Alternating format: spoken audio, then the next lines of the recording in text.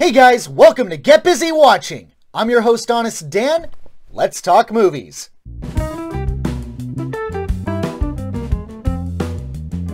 Doing a rapid fire this week, so let's hit it.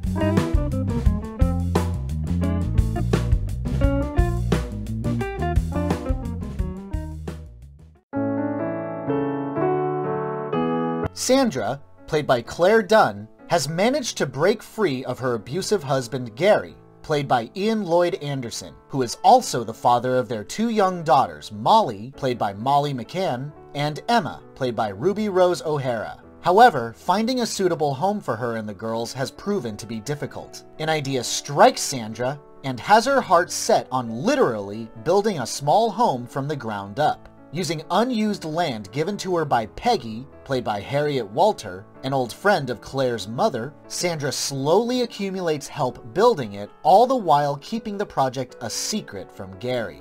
Damn, this was damn good. And unlike Shadow in the Cloud, I mean that legitimately, not ironically.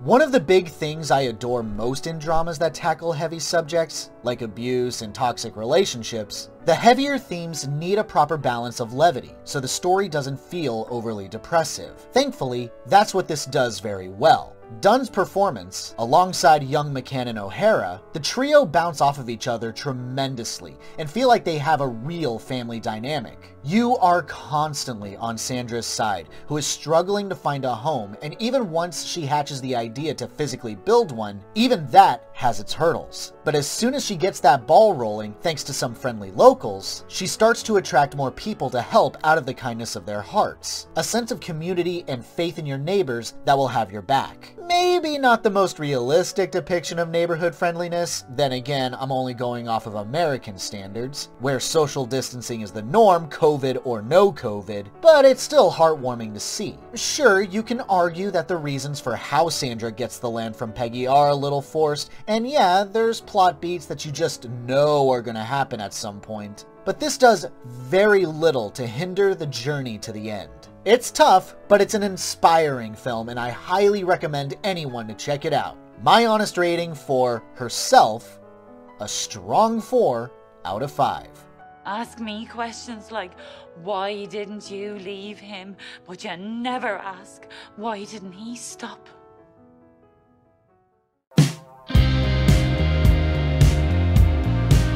Linda and David, respectively played by Anne Hathaway and Chiwetel Ejiofor, are a married couple in London during a COVID-19 lockdown. However, this has been a maddening time for both, as their relationship came to an end just as the lockdown was implemented. As they bicker and argue, pieces start falling together that will ultimately help them out in the form of stealing a diamond from a terrible rich man, and selling it will set them both up and lead to a better life separately. Yeah, it's okay, dumb as hell, but I was entertained enough.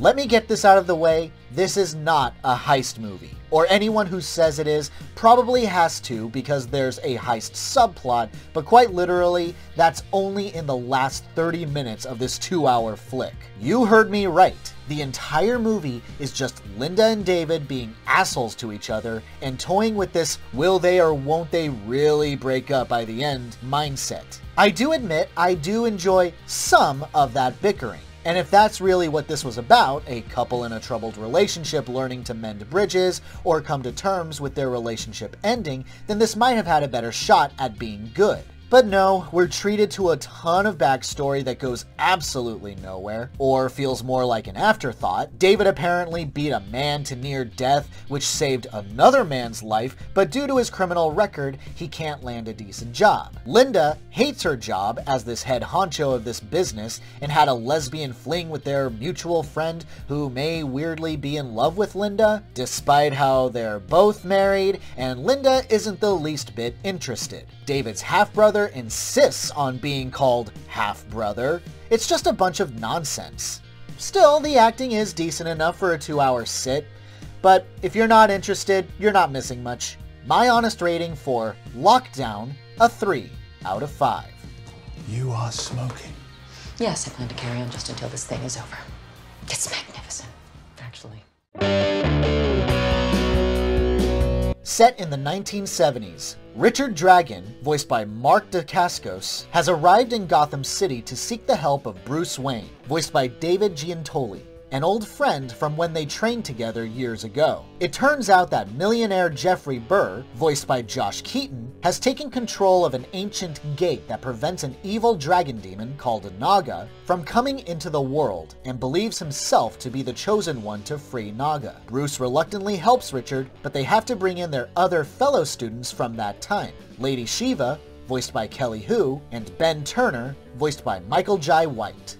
Yeah, it's okay. It's got some stupid lying around, but an otherwise fun take on the world of Batman. Well, here's one of the big takeaways. It barely has Batman in it. Literally 2 scenes, one in the middle and during the climax. That's literally it. He is definitely not the star. It's mostly Richard's story, with Shiva and Bronze Tiger taking a healthy share of the limelight as well. If I were to hazard a guess, someone's enjoyment here is entirely dependent on how interested you are in the other characters and don't mind Batman taking a back seat. Personally, I was, but that's because I love Kelly Hu and Michael Jai White. I admit I have no idea why this is set in the 70s, and there's a lot of character moments that you'd think would happen, but somehow don't. Like when Shiva learns that Bruce is Batman, an avowed enemy of hers, or at least that's the implication, but it never goes beyond that. The flashback scenes aren't always inserted with the best of tact, and the story doesn't exactly end, but rather stops. I have no idea if Warner Animation is planning a direct sequel, but I doubt it. The action is entertaining,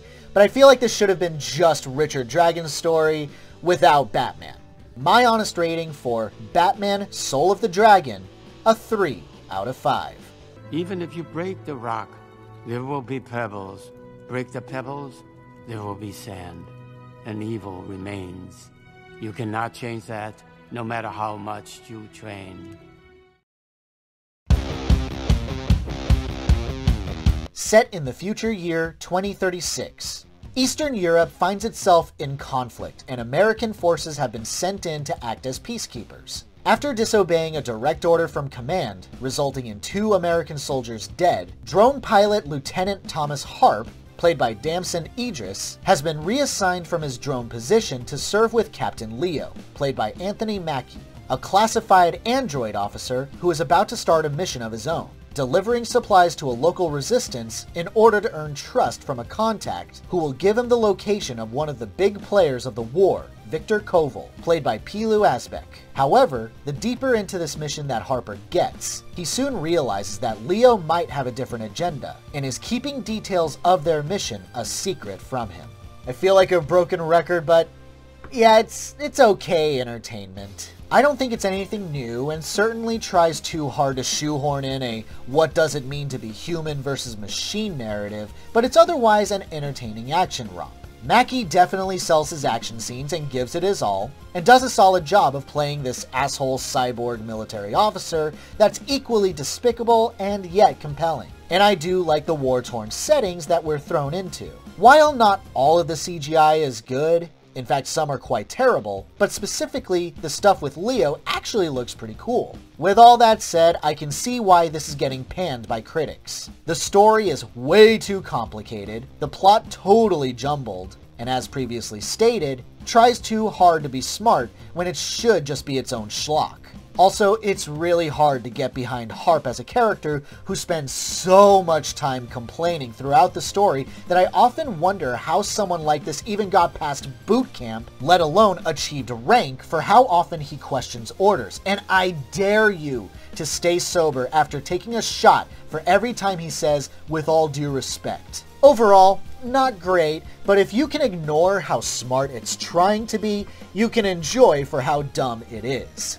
My honest rating for Outside the Wire, a strong 3 out of 5. Before I let you guys go, just a quick update on my deep dive into Wonder Woman 1984. I am almost done, so it should be out at least by this week. So stay tuned for that. In the meantime, thanks so much for watching, you guys. I really appreciate it. Have a great day. Stay safe and healthy out there. Please wear a mask if you go out. Hope to see you soon.